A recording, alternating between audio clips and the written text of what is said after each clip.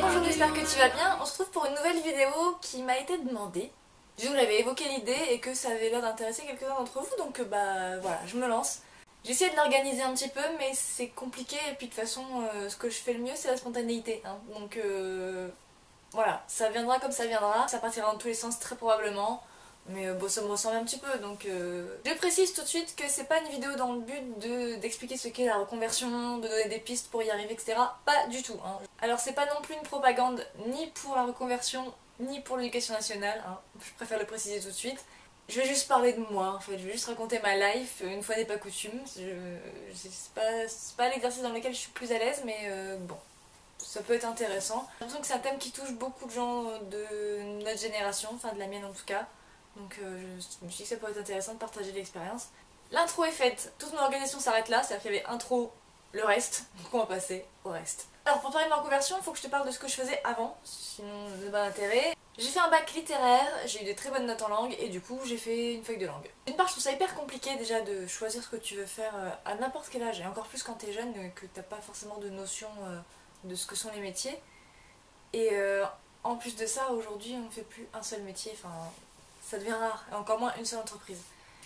Donc voilà, je partais là-dedans, j'ai fait une fac de langue, donc j'ai fait une licence LEA, langue étrangère appliquée au commerce et aux affaires. Anglais-italien, donc ma LV1 et ma LV2. Quand j'ai retapé ma licence 2, parce que oui j'ai retapé ma licence 2 parce que bah, quand tu travailles pas, quand t'as pas pris l'habitude de travailler, à un moment donné ça marche plus, donc normal. Je l'ai retapé, mais je l'ai retapé à Florence, donc ça va, hein. Je fais mon Erasmus là-bas. Et après ma licence 3, qui était un peu plus axée quand même sur le commerce, j'ai bien aimé toute cette partie économie, marketing, etc. Et je suis partie en master à Lille en affaires et négociations internationales. C'était une super expérience. Suite à ça, j'ai les boulots qui se sont enchaînés. J'ai été recrutée sur mon stage de master. J'y suis restée presque 2 ans. Suite à ça, j'ai été embauchée par la concurrence. J'y suis restée 2 ans et demi. Ça s'est très mal passé. Enfin, disons que ça a très mal fini. Ça avait très bien commencé, mais ça a très mal fini. J'en avais parlé, il me semble, à un moment donné. J'ai fini au prud'homme contre mon ancien employeur. Je l'ai attaqué. Petite parenthèse parce que je crois que j'avais évoqué cette période de ma vie, donc je le dis là, voilà, j'ai perdu. Non pas parce que je ne méritais pas de gagner, parce que j'avais beaucoup d'éléments en ma faveur, sauf que quand tu es cadre, tu es jugé par des chefs d'entreprise, pas par des juges. Et donc en gros par les amis de mon patron. Donc forcément je ne risquais pas de gagner.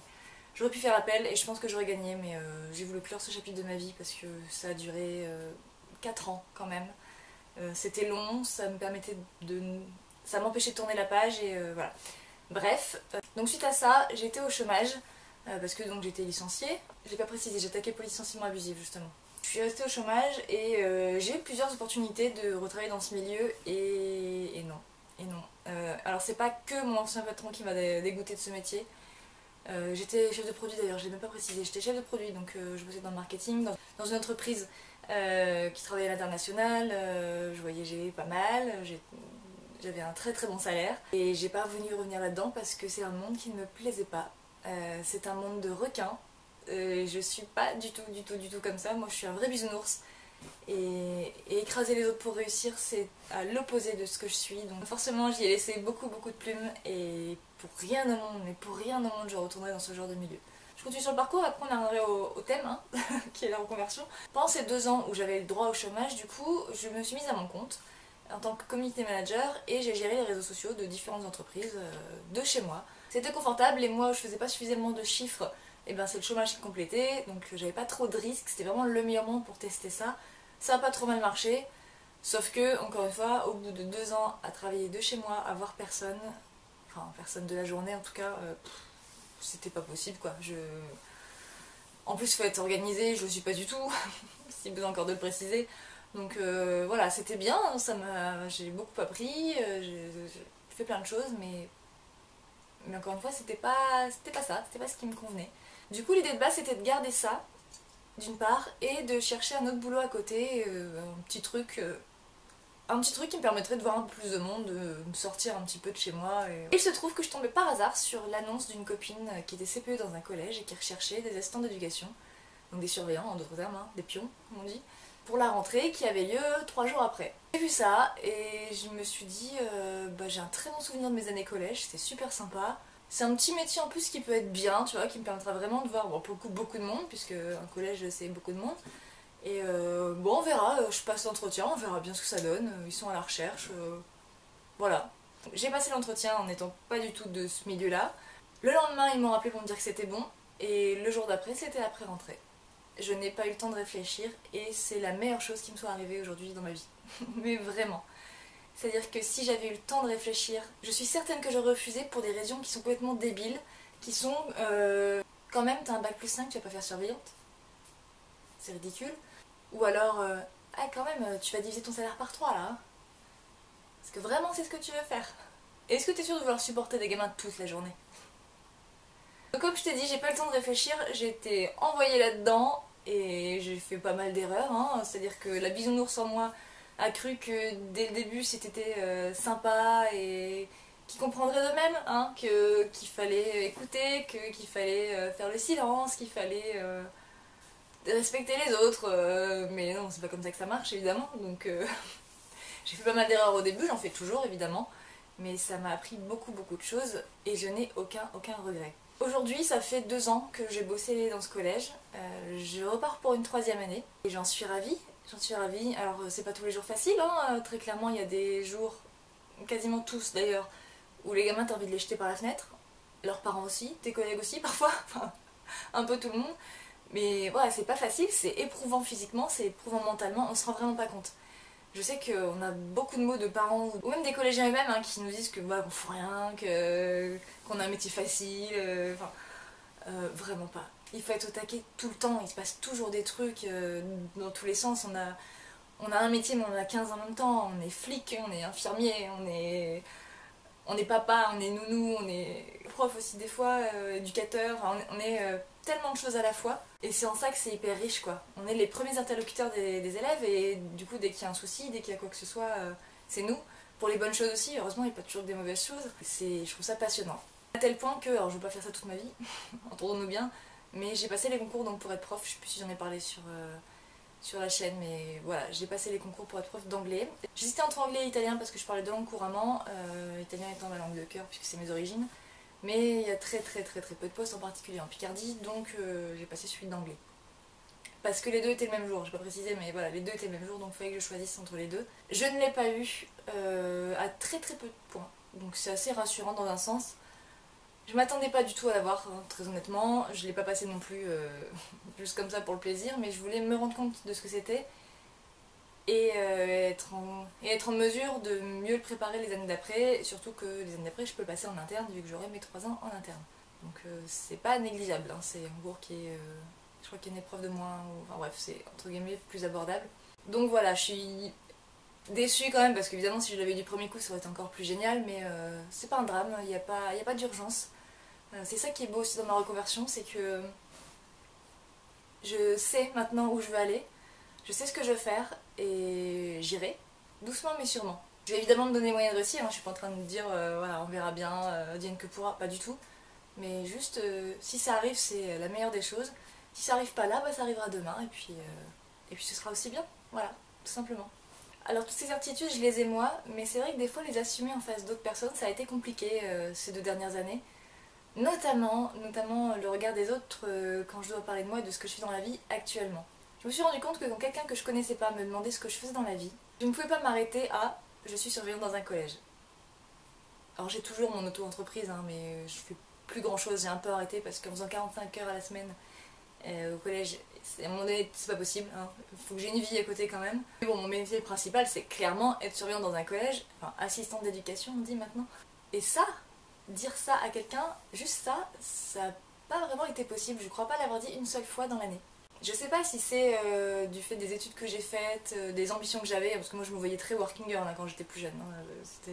Mon but dans la vie c'était ça, c'était la nana qui a du pouvoir, tu sais, qui gère beaucoup de monde, beaucoup de choses, qui a du fric par-dessus par-dessus la tête. Enfin, voilà, tout ce que je ne veux plus aujourd'hui. Ou alors c'est peut-être aussi par rapport à, je sais pas, l'ambition de mon père en particulier, tu vois, pour qui avoir un bon boulot, pour avoir une bonne retraite plus tard, ça a toujours été hyper important. Il me jurait par les études, il vérifiait tous mes devoirs derrière moi, enfin, c'était très important pour lui, pour mon bien, hein, bien sûr, mais je ne sais pas ce qui fait que, ou si c'est la pression de la société, c'est possible aussi.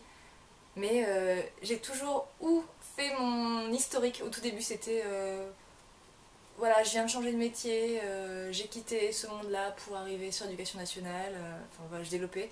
Ou alors je développais sur la suite. Je fais ça, mais je prépare les concours pour être prof. Et encore aujourd'hui, ouais, des fois j'ai du mal à assumer parce que c'est un métier qui n'est pas forcément très bien vu en plus, qui n'est pas forcément toujours compris. Et en plus de ça, l'État n'aide pas puisque c'est pas un vrai métier entre guillemets, c'est un métier que tu peux faire 6 ans maximum dans ton académie. Et pas non plus quoi. Et je trouve ça ridicule parce qu'il y a des gens qui sont formidables dans ce genre de métier, je pense à une collègue en particulier, qui si elle pouvait ferait ça toute sa vie et qui est géniale dans ce rôle-là, mais c'est pas possible, c'est interdit. Donc je trouve ça débile. Du coup je te l'ai dit, je compte bien rester dans ce milieu. Alors encore une fois ça peut évoluer, hein, on n'a plus une seule vie professionnelle donc on verra ce que me propose l'avenir. Là c'est l'ambition du moment en tout cas. C'est un des meilleurs choix que j'ai fait dans ma vie. J'ai jamais été aussi bien et je pense que ça se ressent. D'ailleurs quelqu'un qui m'a dit ça il n'y a pas très longtemps, quelqu'un de qui je suis pas très proche, qui pareil avait cette vision vraiment d'il faut un bon métier etc. Et qui m'a dit récemment, quand je parlais de ce que je faisais de ma semaine, des élèves, de je sais plus trop quoi, qui s'est arrêté, m'a regardé avec un petit sourire et m'a dit t'es bien, ça se voit, t'es bien, t'as trouvé t'as trouvé ta voie, t'as trouvé ce qu'il te fallait. Et j'étais un peu choquée en fait de voir à quel point ça se ressentait. Et effectivement, je te le dis, j'ai beau, alors pas galérer financièrement, mais beaucoup plus compliqué qu'avant, hein, forcément. J'ai beau pas toujours assumer mon métier quand on me demande ce que je fais, ouais, j'ai jamais été aussi bien et je me sens utile et c'est ce que je cherchais avec ma reconversion, c'est vraiment me sentir utile. Alors c'est bien le marketing, c'est bien le commerce, il en faut, clairement il en faut, pour d'autres profils que moi, mais il en faut. Mais moi j'avais besoin de me sentir utile. J'ai un exemple très précis de se sentir utile et qui m'a fait un bien fou. J'ai pas passé mon année à faire que de la surveillance, hein. J'ai fait pas mal d'heures de soutien en anglais notamment, où je prenais des petits groupes et je revoyais les bases ou bon, j'approfondissais, bref. Et il n'y a rien de plus génial qu'un gamin qui sort d'une heure de soutien avec toi et qui te dit ah en fait c'est facile l'anglais. Juste ça, c'est pas grand chose hein, mais juste ça tu dis j'ai réussi quelque chose quoi. C'est génial et de toute manière, enfin je prétends pas pouvoir être utile ou indispensable, loin de là, à tous les gamins, mais juste te dire que t'es passé dans la vie d'eux, un seul sur les 500, un seul, et que t'as pu aider quelque chose, ou pas forcément tout changer, mais aider d'une certaine façon. Et voilà, t'as tout gagné en fait. Enfin, c'est ma vision de mon truc, mais c'est juste ça, c'est vraiment ça, se sentir utile. C'est ma préoccupation du moment, c'est mon but dans la vie, de servir à quelque chose ou à quelqu'un, et je crois qu'on est pas mal de ma génération à en être arrivé là. J'ai pas mal d'amis du lycée ou de la fac qui, pareil, qui se posent des questions. Alors ça arrive souvent après quelque chose d'important, souvent après une naissance. Il y a pas mal autour de moi qui ont eu des enfants et qui du coup ont revu leurs priorités, qui n'ont plus la priorité boulot à tout prix, gros salaire, grosse responsabilité, etc. Moi ça a été clairement mes 30 ans, pas forcément pour l'âge mais pour la période que ça a été. Mes 30 ans c'est la période où j'avais un peu arrêté les vidéos je crois. C'était lié et à mon ancien travail et à une relation qui m'a bousillée, hein, on va dire ça comme ça. On reviendra peut-être là-dessus un autre jour, c'est pas le sujet. Mais voilà, il y a souvent un déclencheur où tu revois tes priorités et t'agis en conséquence et voilà. Et voilà où j'en suis aujourd'hui. Je leur dis comme au début, voilà, je ne cherche pas à convaincre qui que ce soit, je parle juste de mon vécu. Je dénigre pas du tout mon ancien métier, hein, il en faut des gens pour faire ça et il y a des gens qui le font très bien, c'était pas mon cas. Enfin je pense que si je faisais bien mon travail mais bon, ça ne me correspondait pas en tout cas. Je suis très bien là où je suis aujourd'hui et pourvu que ça dure et je vais tout faire pour et voilà, j'espère que toi, peu importe où tu en es dans ta vie, mais j'espère que tu es en accord avec tes valeurs, avec ce que tu veux. Il n'y a pas que le travail dans la vie, c'est une certitude, mais on y passe quand même une très grande partie de la journée, une très grande partie de sa vie, donc il faut quand même être en accord avec ce qu'on est et que ça nous plaise un minimum, hein.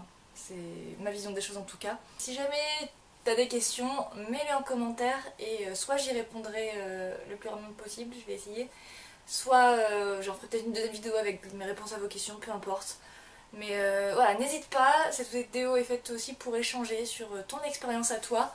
Raconte-moi un petit peu ton parcours professionnel, où t'en es, si t'as ce genre de questionnement en ce moment ou si tu l'as eu. Enfin voilà, j'ai envie de savoir un peu le parcours de toi, de ceux qui me suivent. Ça m'intéresse, que tu sois de ma génération ou pas. Mais j'ai envie de savoir, voilà, où va le monde. On va dire ça comme ça. Dans tous les cas, j'espère que tu es satisfait dans ta vie personnelle et professionnelle. Je te souhaite une très bonne journée et je te dis à très bientôt sur la chaîne. Salut.